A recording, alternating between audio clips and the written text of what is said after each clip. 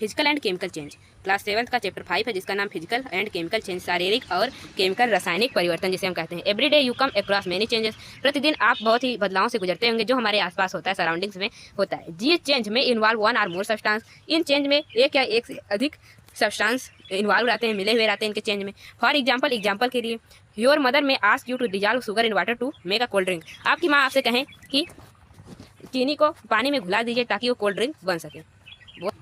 Making a sugar solution is a change, जो हम sugar को सॉल्यूशन में चेंज करते हैं भी एक प्रकार का परिवर्तन है। सिमिलरली उसी प्रकार setting curd from milk is a change, अगर हम दूध से दही बनाते हैं तो भी एक प्रकार का परिवर्तन है। Some time milk become sour, कुछ समय जो मिल्क है दूध है वो भी खट्टा हो जाता है। Soaring of milk is a change, दूध का खट्टा होना भी एक प्रकार का चेंज है। Stretch rubber band also represent a change, जब हम किसी रबर बैंड को खींचते हैं तो भी एक प्रकार का परिवर्तन है। Make a list 10 change you have noticed around you, आपको 10 चीज़ों की सूची बनानी होगी जिसे आपने नोटिस किया। In this chapter we shall perform some activities and study nature of this substance, हम इस पार्ट में कुछ एक्टिविटी के माध्यम से इन्हें करना सीखेंगे और इनके नेचर के बारे में, इनके स्वभाव के बारे में भी जानेंगे। The change are two kind, physical and chemical change. यहाँ पर दो प्रकार के चेंज होते हैं, एक भौतिक एक रासायनिक, physical and chemical change.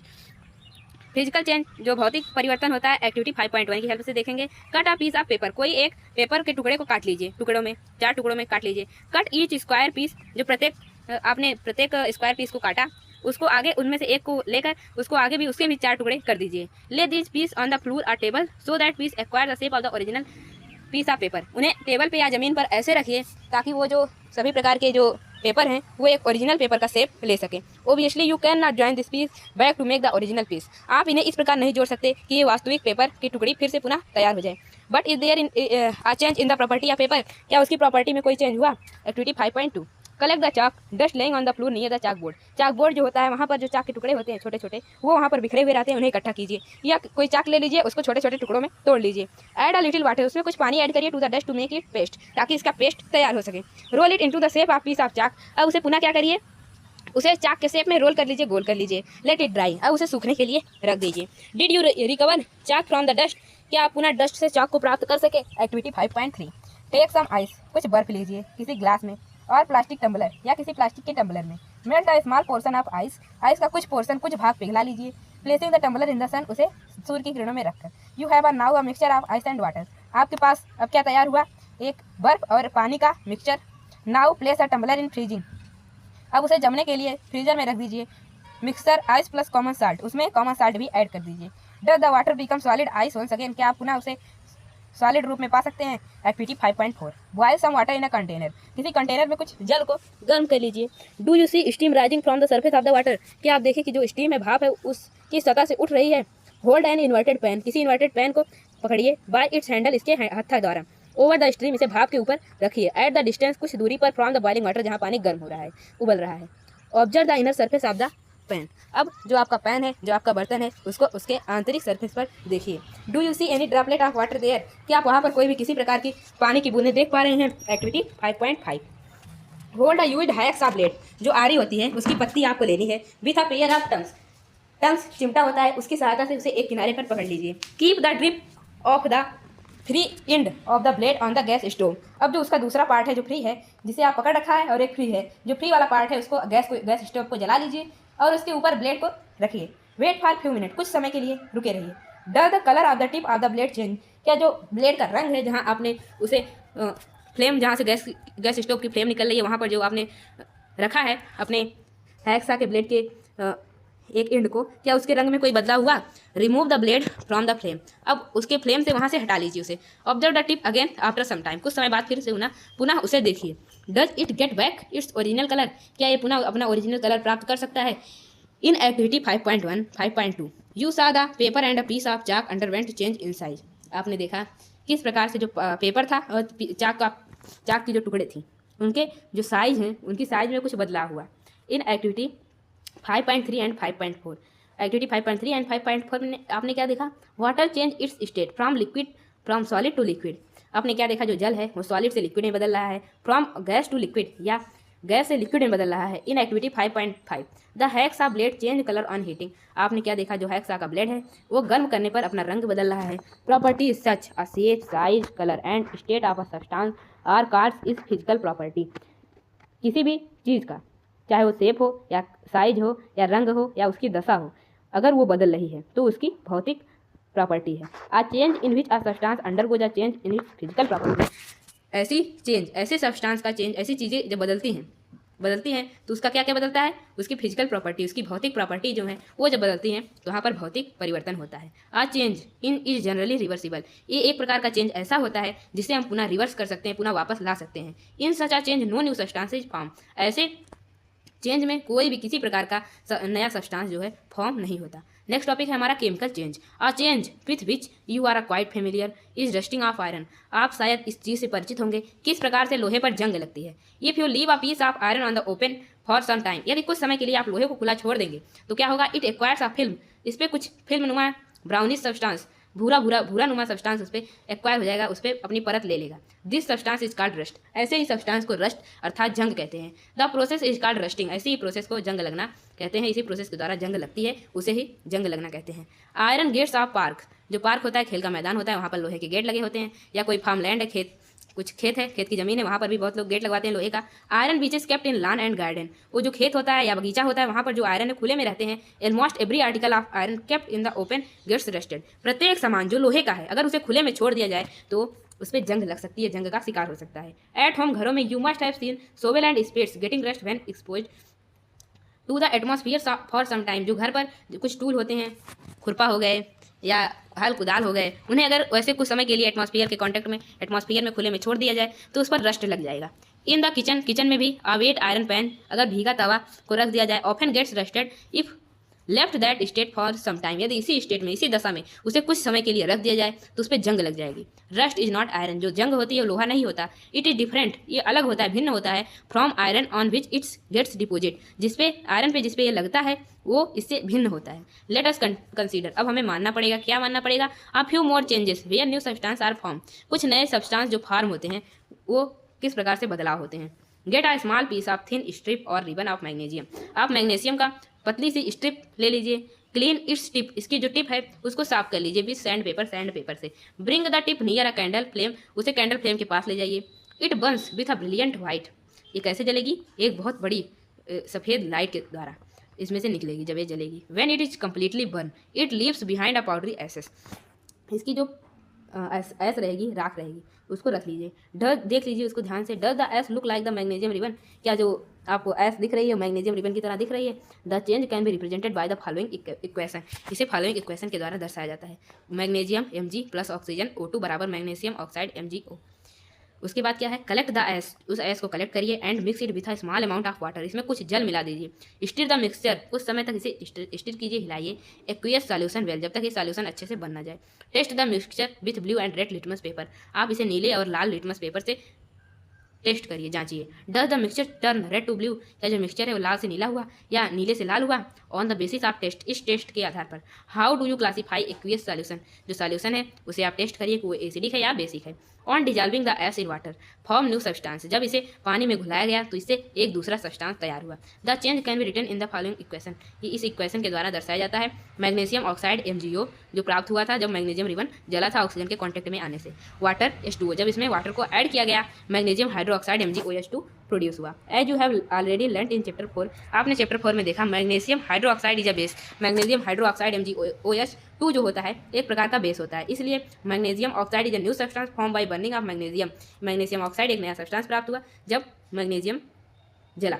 Magnesium hydroxide is another new substance, जो मैग्नीशियम हाइड्रोक्साइड है, जब मैग्नीशियम ऑक्साइड में वाटर को ऐड किया गया तो ये नया सब्सटेंस प्राप्त हुआ। Activity 5.7, dissolve a T spoon of copper, एक छोटा चम्मच कॉपर सल्फेट को about half cup of water, उसे आधे कप पानी में ऐड करिए इन अ ग्लास टम्बलर, किसी शीशे के बर्तन में। Add few drop of dilute sulphuric acid, उसमें डिलेट सल्फरिक एसिड का सॉल्यूशन ऐड करिए। You should get blue coloured solution, आपको क्या मिलेगा, नीले रंग का सॉल्यूशन मिलेगा।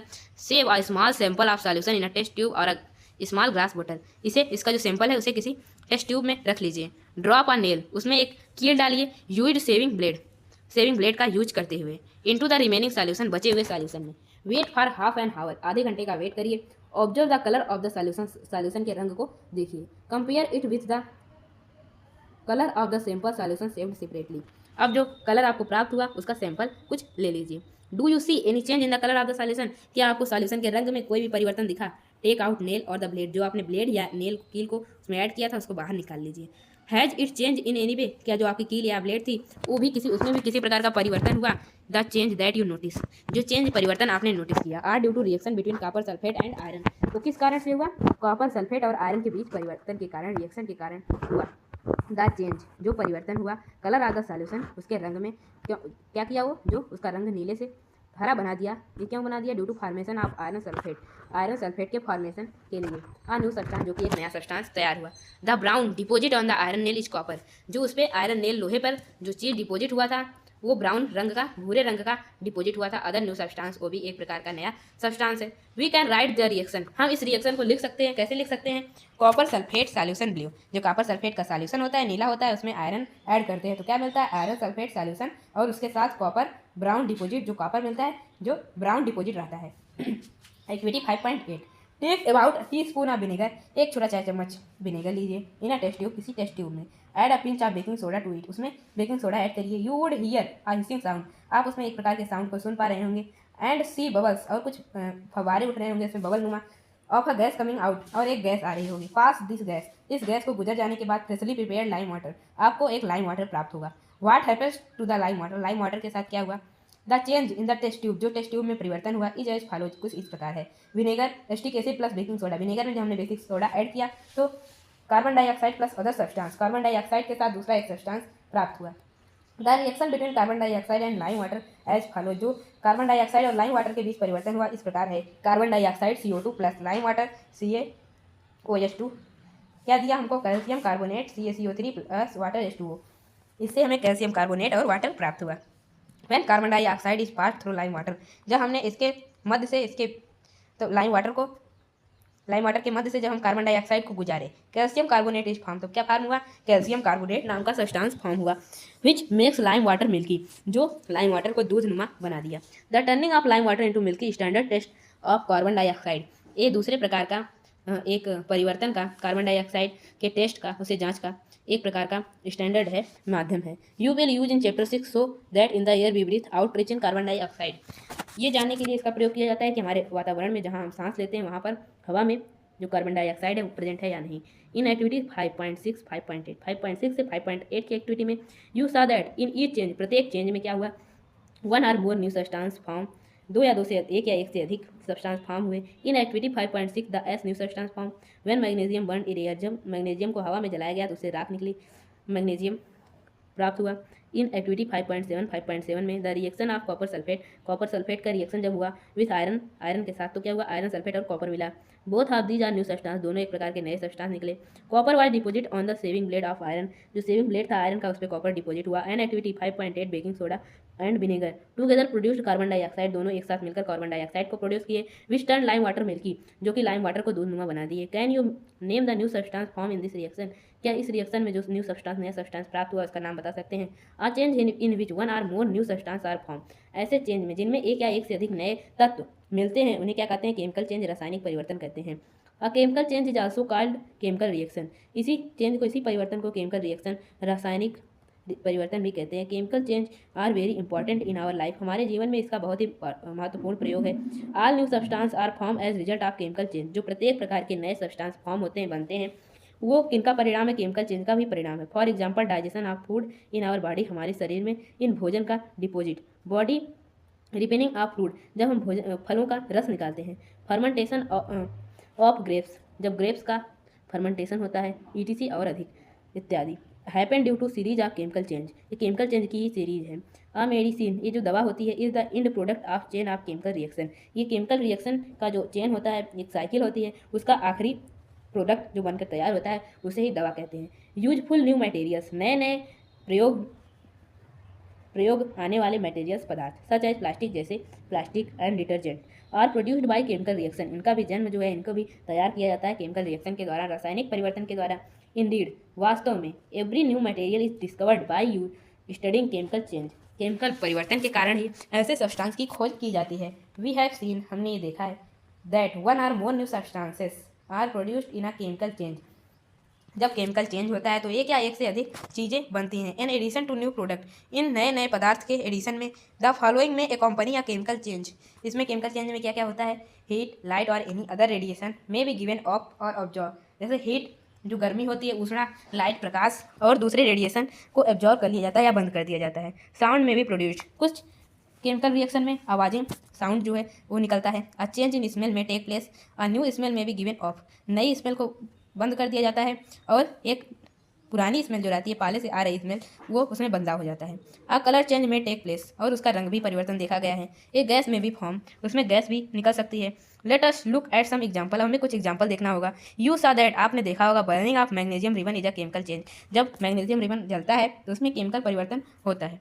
बर्निंग ऑफ कोल, जब कोई कोल जलता है, वुड लकड़ी जलती है या कोई पत्ती जलती है, ये भी एक प्रकार से केमिकल चेंज होती है। In fact burning of any substance is chemical change, burning is always accompanied by the producing of heat. जब भी कोई चीज़ जलता है तो केमिकल चेंज के द्वारा केमिकल चेंज उसमें होता है, और जलता है तो हीट को प्रोड्यूस करता है। एक्सप्लोजन ऑफ फायरवर्क, जब हम फायरवर्क जैसे पटाखे पटाखे जलाते हैं, केमिकल चेंज, उसमें भी केमिकल चेंज होता है।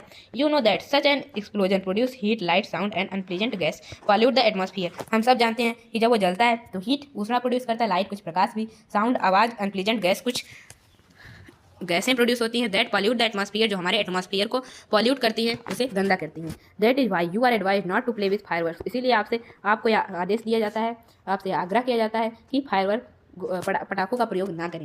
व्हेन फूड्स गेट स्पॉइल्ड, जब हमारा भोजन खराब हो जाता है। इट प्रोड्यूस्ड, तो ये क्या प्रोड्यूस करता है? अ फाउल स्मेल, एक बहुत गंदी महक। साल भी call this change a chemical change, इसे भी हम क्या कह सकते हैं? केमिकल चेंज कह सकते हैं, रासायनिक परिवर्तन कह सकते हैं। यू मस्ट हैव नोटिस्ड, आपने यह जरूर नोटिस किया होगा, that a slice and Apple acquires a brown colour, जो एप्पल होता है वो ब्राउन भूरे रंग का टुकड़ा, इट्स नॉट कंज्यूम्ड इमीडिएटली, उसे तुरंत नहीं खत्म किया जा सका। If you have not seen this change in colour, यदि आप इस परिवर्तन को नहीं देखे, cut off fresh slice of apple, तो एक ताजा एप्पल को काट लीजिए। Keep it away from some time, इसे कुछ समय के लिए दूर रख दीजिए। Repeat the same activity with a slice of potato और ब्रिंजल, या तो कोई बैंगन या आलू लेकर इसी प्रोसेस को दोहराइए। The change of colour in these cases is due to formation of new substance, इनके रंग में बदलाव होता है क्योंकि इसमें केमिकल चेंज होता है। और not these changes chemical change, क्या ये जो परिवर्तन है रासायनिक परिवर्तन नहीं होते? इन चैप्टर 4 में you neutralise and acid with base, आपने एसिड और बेस को ऐड करके उसे न्यूट्रलाइज कर दिया था। In neutralisation of chemical change, neutralisation में भी एक प्रकार का केमिकल चेंज होता है। नेक्स्ट टॉपिक हमारा रस्टिंग ऑफ आयरन, लोहे पर जंग लगना। Let us get back to the rusting, अब हम पुनः जंग लगने पर पहुंचेंगे। दिस इज वन चेंज, ये एक प्रकार का चेंज परिवर्तन है। Affect iron articles to slowly destroy them, ये धीरे धीरे हमारे लोहे के आर्टिकल चीज़ों को डिस्ट्रॉय बर्बाद कर देता है। Since iron is used in making bridge, ships, car, truck, bodies and other articles, कुछ सामानों में इसका प्रयोग होता है, जैसे ब्रिज, पुल बनाना, शिप्स, नाव बनाना, कार्स, गाड़ियाँ बनाना, ट्रक की बॉडी, ट्रक का पार्ट्स बनाना, एंड मेनी अदर आर्टिकल्स, और दूसरे आर्टिकल्स को बनाना। The monetary loss due to rusting is huge, rusting का बहुत ही बड़ा कारण हो सकता है। The process of rusting can be represented by the following equation, इसे फॉलोइंग इक्वेशन से दर्शाया जाता है। Iron Fe oxygen O2 plus water H2O, rust iron oxide Fe2O3।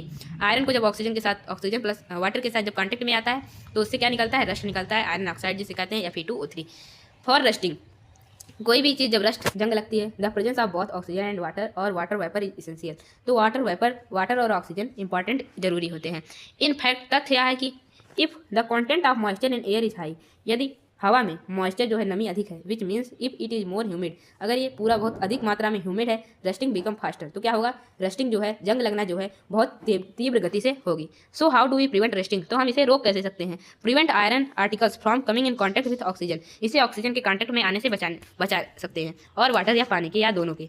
One simple way to apply a coat of paint और grease, हम अगर इस पर पेंट या ग्रीस का ऐड कर देंगे, इस पर अप्लाई कर देंगे इसकी सतह पर, तो उससे हम इसे बचा सकते हैं। In fact these coats should be applied regularly to prevent rusting, इसे रेगुलरली प्रतिदिन इसे लगाना चाहिए ताकि हम उसे जंग लगने से बचा सके। Another way to deposit layer of metal like chromium और जिंक ऑन आयरन, हमें उस पर क्रोमियम या जिंक की परत जो है अपने आयरन पर लगा देंगे तो उससे हम रस्ट होने से बचा सकते हैं। This process of depositing layer of zinc on iron is called galvanisation, जिस प्रोसेस के द्वारा जो रस्ट है वो जिस प्रोसेस के द्वारा जिंक आयरन पर चढ़ाया जाता है, जिस प्रोसेस के द्वारा उसे डिपोजिट किया जाता है, उसे गैल्वानाइजेशन कहते हैं।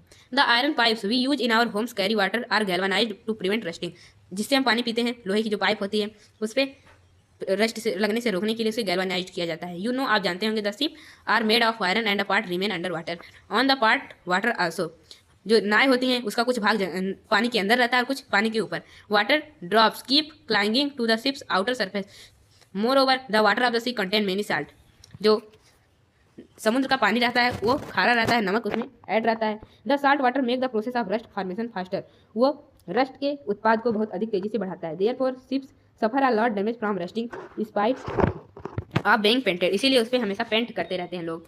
सो मच सो, अधिक से अधिक, that is a fraction of ships iron had to replace every year, उसकी जो आयरन का फ्रैक्शन है उसे हमेशा रिप्लेस करना चाहिए एवरी ईयर, प्रत्येक वर्ष। Can you imagine monetary loss to the world, क्या इस मॉनेटरी से जो हमारा वर्ल्ड है, दुनिया है, उसमें कितने लॉस होते हैं, नुकसान होते हैं। क्रिस्टलाइजेशन हमारा नेक्स्ट टॉपिक है। In class V I, class 6 में हमने क्या देखा, that salt be obtained by evaporation of water, वो जब समुद्र में इवापोरेशन होता है तब उसमें से हम जो साल्ट है उसे प्राप्त करते हैं। The salt obtained in this matter is not pure and shape of its crystals, जो हम समुद्र से साल्ट को प्राप्त करते हैं वो शुद्ध नहीं होता, उस क्रिस्टल नुमा रहता है। Can not be seen clearly, जिसमें से हम साफ साफ देख नहीं सकते। हाउएवर, इसी प्रकार large crystal of pure substance, जो बड़े बड़े सब्सटेंस का क्रिस्टल होता है, can be form from the solution, उसे सॉल्यूशन के द्वारा बनाया जाता है। The process is called crystallisation, उसी प्रोसेस को क्रिस्टलाइजेशन कहते हैं। It is an example of physical change, ये भी एक प्रकार का फिजिकल चेंज है, भौतिक परिवर्तन है। टेक अ कप फुल, एक कप पानी लीजिए, in a beaker, few drops of dilute sulphuric acid, उसमें डिलेट सल्फरिक एसिड को ऐड कीजिए। हीट द वाटर, अब जल को गर्म कीजिए। व्हेन इट स्टार्ट बॉइलिंग, जब एक खौलने लगे। एंड कॉपर सल्फेट, और आपका copper sulphate powder slowly while stirring continuously, पूरी तरह से उसे हिलाते रहिए। Continue adding copper sulphate powder till no more powder to be dissolve, ताकि ये अच्छे से डिसॉल्व हो सके। फिल्टर द सॉल्यूशन, अब उसे फिल्टर कर लीजिए, स्वच्छ कर लीजिए। Allow it to the cool, इसे स्वच्छ ठंडा होने के लिए छोड़ दीजिए। Do not disturb the solution when it cooling, जब ये ठंडा हो रहा है तो उसको डिस्टर्ब मत कीजिए। लुक एट द सॉल्यूशन, उसके सॉल्यूशन पर देखिए। आफ्टर सम टाइम, कुछ समय बाद। Can you see the crystal of copper sulphate, क्या आप कॉपर सल्फेट का क्रिस्टल देख सकते हैं। If not, wait for some time more time, कुछ समय और इसको दीजिए। यू मे लर्न, आपने सीखा about physical and chemical change, physical और केमिकल चेंज के बारे में। Try to identify change that you observe around as physical और केमिकल, जो आपके आसपास परिवर्तन होते हैं उसमें आप देखिए कौन से भौतिक हैं और कौन से रासायनिक हैं। इन्हीं टॉपिकों के साथ ये चैप्टर एंड होता है। अब मिलते हैं किसी नेक्स्ट वीडियो में नेक्स्ट चैप्टर के साथ, तब तक के लिए जय हिंद, जय भारत, वंदे मातरम।